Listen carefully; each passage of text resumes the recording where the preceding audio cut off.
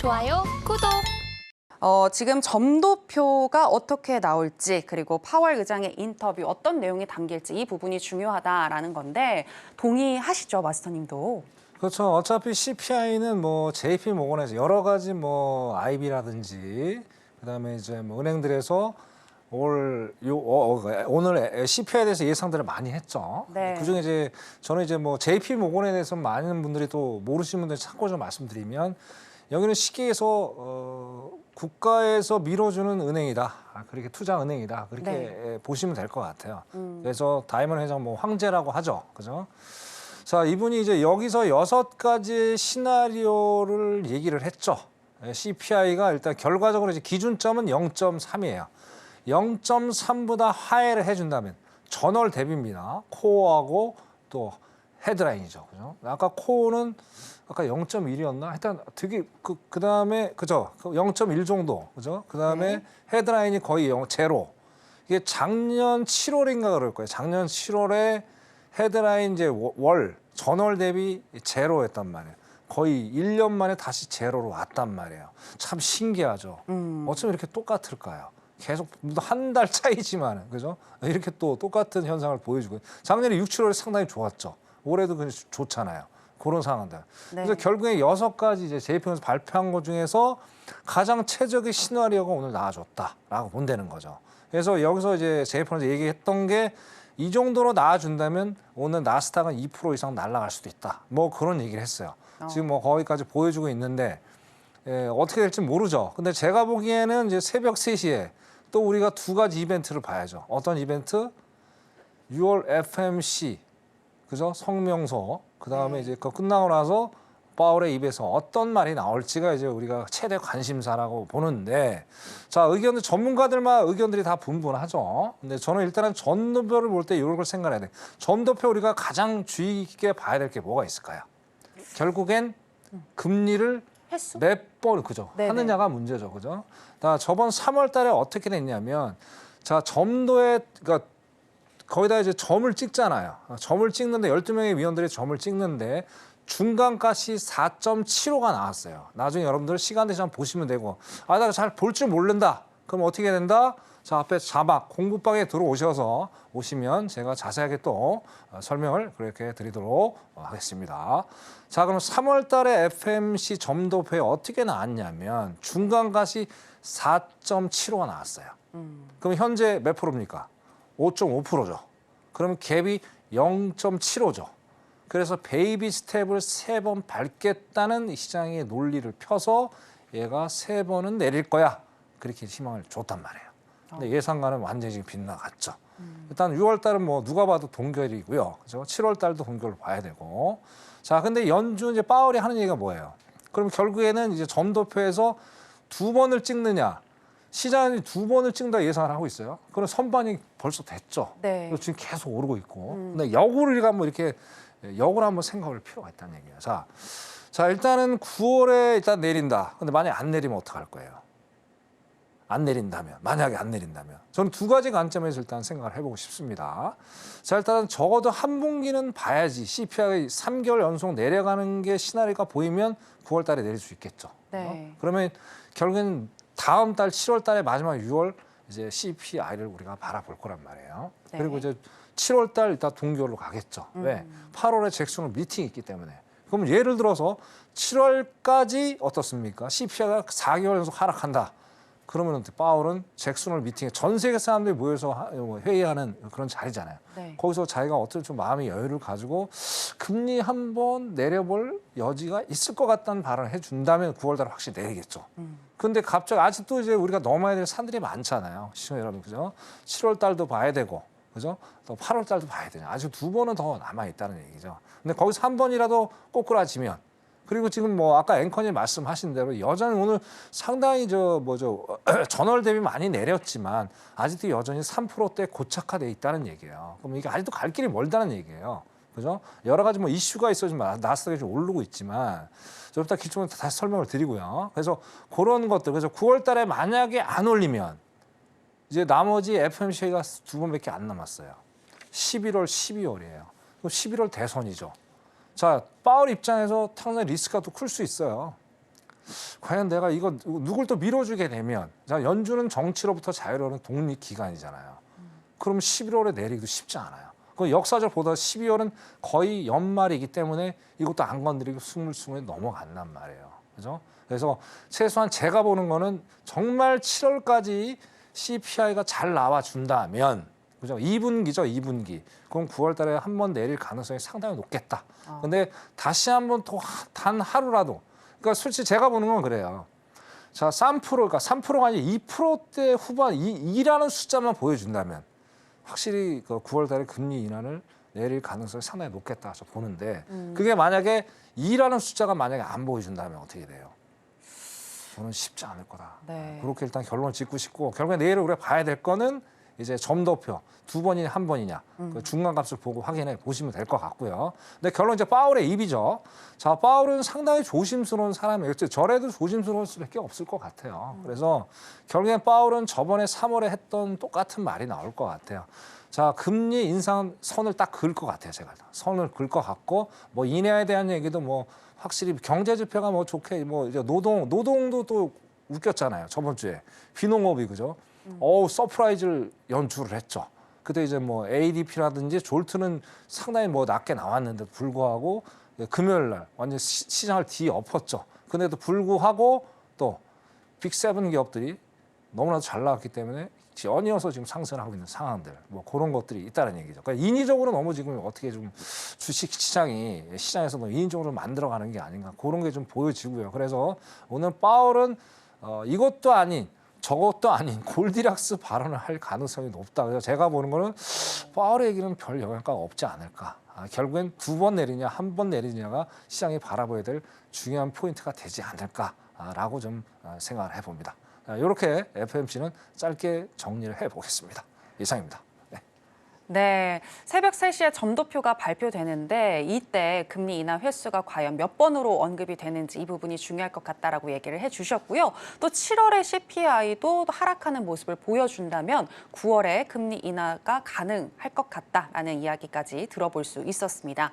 자, 그런데 마스님 하나만 조금 더 질문 드리고 싶은 게 있는데요. 이 기사 중간에 CPI 지표도 매우 중요하지만 사실 연준이 더 중요하게 보는 건 개인 소비 지출, 이 PC이다라는 이야기가 나오더라고요. 맞나요? 그렇죠. 네. 연준이 제일 먼저 그러니까 결국엔 이제 그 점도표에 보면 제일 하단에 PC가 있어요. 네. 그게 이제 제일 중요한 거예요. 근데 이제 3월 달에 제가 좀 가물가물한데 연말에 2.5%까지 내려간다고 그랬단 말이야. 그럼 아직 멀었죠. 2%까지 가려면 멀었죠. 그런 것들 때문에 상당히 지금 파월의 입장에서는 골치 아파요. 시간은 벌써 이제 뭐 2분기도 거의 끝났죠. 그럼 이제 7월 달부터 3분기를 향해 달려가야 되는데 3분기 아까 말씀드린 7월 달, 9월 달, 11, 12 이제 반은 끝났어요. 나머지 4개가 좀 뭔가 결정을 지어야 되는데 아직도 더디다는 거지. 인플레 내려가는 속도가. 여기서 상당히 좀 고민을 많이 하고 있지 않을까. 그래서 일단 CPI에 대해 중요하죠. PC 보면서 다시 한번 또 확인 작업을 들어갈 거예요. 그러면 이제 확인 작업들하고 7월 달에 이제 그 6월 달에 PC 한번 보고 7월 달에 연준이 있잖아요. 그때는 뭐 점도표가 없으니까. 네네. 그때 이제 그게 또 좋게 나와주고 또 7월에 CPI가 또 좋게 나와준다. 그러면 이제 연준 이제 그때는 뭐 아까도 점도표가 없으니까 파월의 입이 좀 더 비둘비카적으로 좋게 나온다면 그렇게 간단한 생각하시면 돼요. 또 다시 역행을 하면 또 파월은 또 매파적인 발언이 나오겠다. 이렇게 봐야 되죠. 근데 이제 7월 달까지 또 이제 오늘 끝나고 나면 이제 다음 주부터 계속 또 연준 위원들이 발언들을 이어가겠죠. 그걸 또 우리 주위에서 봐야 되고 또 7월 달에 또 골치 아파요. 또 7월 달에 뭐 있습니까? 어닝 시즌이죠. 또 2분기 실적이 또 있잖아요. 근데 이 실적은 어떻게 되든 아직까지는 지금 빅7 기업들이 좋아요. 빅7 뭐 메타도 오늘 뭐 AI 광고 때문에 상당히 좋다 뭐 등등. 근데 거품이 꼈다는 얘기가 그렇죠. 많아서. 무지하게 네네. 많으니까 제가 보기에는 네. 다시 말해서 인위적으로 너무 끌어올리는 거예요. 왜냐하면 저번에도 말씀드렸지만 원래 미국이 2022년 3, 4월에 경기 침체가 왔어야 되는 거예요. GDP가 마이너스였기 때문에. 근데 그때 끌어올린 게 뭐예요? 결국엔 다시 돈 이거 틀어가고 달러 올려가지고 결국엔 전 세계 돈을 끌어모으고 리쇼링하고 그래갖고 또 이제 작년 3월에 또 뭐 있어요? SVB 사태 있었잖아요. 네네. 결국엔 또 네. 연준에서 뭐 이상한 프로그램 만들어가지고 돈 빌려주고 정부에서 그 JP모건 아까 말했어요. JP모건은 국가 은행이에요, 그냥. 그다음에 워렌 버핏하고 같이 다 밀어줘 또 살리고. 지금도 또 안 좋으니까 어때? 또 대차대조표 축소를 더 해야 되는데도 불구하고 인플레이션이잖아요. 축소를 더 좁히겠다는 거 아니에요. 그러면 어떻게 돼요? 돈 더 풀겠다는 거 아니에요. 그죠? 거기다가 엘렌 뭐 노골적으로 계속 입찰하고 있고. 입찰도 얘기 잠깐 할게요. 네. 자, 입찰이 엊그제만 해도 이제 어제 10년몰이 있었죠. 네. 자, 그 전에 뭐 3개월, 6개월 뭐 있었는데 그거는 되게 입찰률이 저조했어요. 왜? 불안하니까. 왜냐하면 미국이 아무리 돈을 안 줄라나는 아니지만 불안하죠. 왜 불안할까요? 재정적으로 너무 심각하잖아요. 그죠? 그래서 그것 때문에 이제 하려고 그러는데 돈을 안 받으려면 좀 불안한 거죠. 그래서 안 샀는데 내가 참 미국 사람들이 참 모르게 데이터를 미리 보는 것 같아요. 내가 보기에. 자, 오늘 새벽 2시에 10년물 국채 입찰이 있었잖아요. 네네. 입찰률 좋게 나왔어요. 네. 왜 그럴까요? 미리 알았나 봐요. 이거 미리 안 것 같아요. 네. 아까 순간에 그런 생각이 들더라고요. 근데 그더니 아까 CPI 팍 좋게 나오니까 지금 어때요? 아까 10년물이 4.2%대까지 빠졌단 말이에요. 그러면서 또 그러니까 달러 인덱스가 또 쫙 주저앉고 참 희한한 겁니다. 그렇게 일단 말씀드리겠습니다. 네. 미국 사람들만 공유하는 네, 그 부럽습니다. 커뮤니티가 있다라고 한다면 저희도 좀 알려줬으면 좋겠다라는 생각이 드는데요. 일단은 CPI 지표뿐만이 아니라 PCE 지표도 매우 중요하다라고 말씀을 해주셨는데 이러한 지표들 어떻게 해석해야 할지 혼자서는 조금 어렵다 하시는 분들은 우리 천명 마스터님과 함께 해주시면 되겠고요. 자, 그럼 오늘 이제 현재 시점에서는 나스닥 선물 어떻게 대응해야 할지 바로 전략 들어보도록 하겠습니다. 자, 마스터님 팻말 준비해 주시고요. 하나, 둘, 셋, 빠밤! 관망사인 주셨습니다. 새벽 3시까지는 관망인 건가요? 그렇죠. 아.